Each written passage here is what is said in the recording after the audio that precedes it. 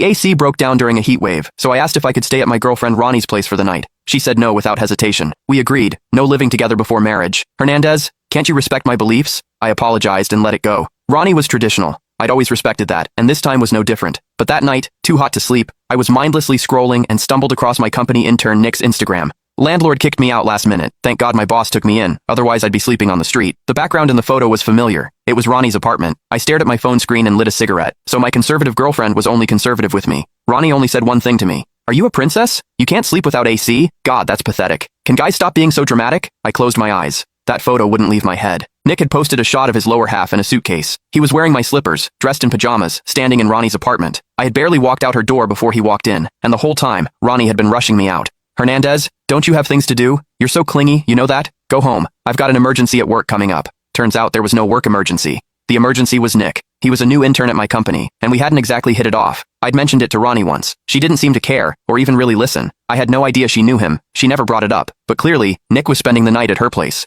Nick posted again on Instagram, met the most kind-hearted woman when I needed it most.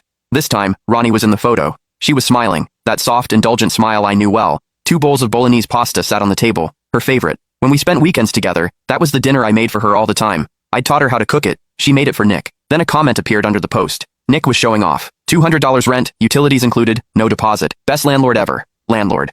Ronnie let Nick move in. A dull, suffocating ache spread through my chest. Ronnie rented an apartment near the office for convenience. 2 bedrooms, 1 living room. She used to have a roommate, but after the girl moved out, no one suitable came along. Worried about the rent pressure, I'd offered to help cover it. Kind of funny, looking back. The monthly rent was $2,500, and I was the one paying it. She wouldn't let me stay, but Nick moved in for $200. I remember the first time I asked to stay over at Ronnie's. We were deep in the honeymoon phase. She turned me down firmly. I respected it. The second time was after I helped her move furniture and came down with a sudden fever. She sent me home, told me not to get her sick. There was a third time too, though Ronnie had probably forgotten. My landlord evicted me on short notice, barging in the middle of the night and throwing my stuff out the door. Furious and panicked, I dragged my suitcase and called Ronnie. She ripped into me. Hernandez, are you insane? You're a grown man. You could sleep on the street if you had to. Why are you waking me up at this hour?